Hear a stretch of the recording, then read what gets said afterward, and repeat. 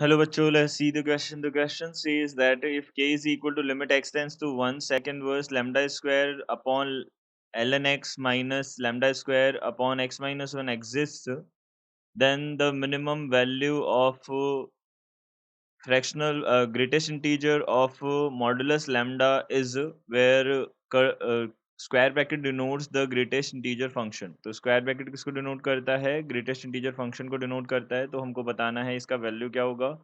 तो यहाँ से सबसे पहले की कॉन्सेप्ट हमारे पास क्या है? की कॉन्सेप्ट हमारे पास रहेगा, देखिए हमारे पास में जो डोमेन होता है, domain of y is equal to sec inverse x इज कितना होता है? r minus minus one to one, open minus one to one, ये होता है इसका डोमेन। इसका हम यहाँ पे यूज करेंगे। अब देखिए यहाँ से हमारे पास में क्या क्या है। सबसे पहले k हमारे पास है limit x tends to one, यहाँ से है sec inverse lambda square upon L N X and minus lambda square upon X minus one है, ये है हमारे पास में। अब देखिए यहाँ से हम क्या कर सकते हैं, देखिए लिमिट को अंदर की तरफ लेके जा सकते हैं, क्योंकि इंडिटर्मिनेट फॉर्म अंदर की तरफ बन रही है, तो हम लिमिट को अंदर की तरफ लेके जाते हैं। sec इनवर्स यहाँ से हमारे पास कितना हो जाएगा? Limit X tends to one, यहाँ पे lambda square upon L N X minus, अब देखिए एलसीएम ले लेते हैं क्योंकि इन्फिनिटी माइनस इन्फिनिटी फॉर्म बन रही है वन रखने पे। तो लैम्डा स्क्वायर को हमने कॉमन ले लिया, यहाँ से बन जाएगा X minus one minus L N x divided by L N X multiplied by X minus one, ये बनेगा। अब हम यहाँ पे क्या करते हैं, देखिए जीरो बाई जीरो फॉर्म बनना स्टार्ट हो गई। अब जीरो बाई जीरो फॉर्म बन रही है, इसका मतलब हम क्या कर सकते हैं? एल हॉस्पिटल का यूज कर सकते हैं। एल हॉस्पिटल क्या बोलता है? जब भी जीरो बाई जीरो और इन्फिनिटी बाई इन्फिनिटी फॉर्म बने तो हम एल हॉस्पिटल का यूज़ करते हैं, जिसके अंदर हम न्यूमरेटर और डिनोमिनेटर का दोनों का अलग अलग से हम क्या करते हैं? डिफरेंशिएट करते हैं उन दोनों को। तो यहाँ पे लैम्डा स्क्वायर तो एज इट इज़ रहेगा, फिर डिनोमिनेटर का न्यूमरेटर का डेरिवेटिव किया तो वन आ गया, यहाँ पे एक्स माइनस वन का डेरिवेटिव किया one minus one upon x आ जाएगा एंड डिवाइडेड बाई यहाँ से कितना आ जाएगा? एल एन एक्स है। अब एल एन एक्स जो है, देखो u multiplied by v method लगेगा, एल एन एक्स का किया तो वन अपॉन एक्स, यहाँ से x माइनस वन बचेगा एंड प्लस इसके बाद में L N X as it is X minus one किया तो ये आ गया हमारे पास में।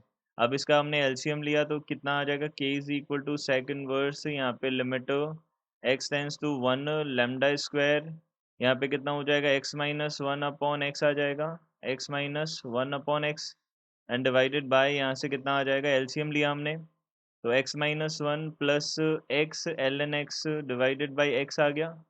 अब यहाँ से देखिए, अब इसको हम अगेन सिंप्लीफाई करते हैं आगे। तो देखिए यहाँ से k is equal to second verse है, k is equal to second verse, यहाँ पे टर्म क्या बना? लिमिट x टेंस टू हमारे पास कितना है? वन है, limit x tends to one है, यहाँ से लेमडा स्क्वायर है। अब उसके बाद में x माइनस वन अपॉन यहाँ से है x minus one plus X minus one plus x L N X है, यह है हमारे पास। तो अब देखिए यहाँ से सेक इनवर्स, यहाँ पे limit X tends to one है, अगेन हमारे पास में इनफिट जीरो बाई जीरो फॉर्म बन रही है, तो हम क्या कर सकते हैं? एल हॉस्पिटल यूज़ कर सकते हैं। तो यहाँ पे आ गया वन, यहाँ तो हमारे पास कितना बन गया? वन।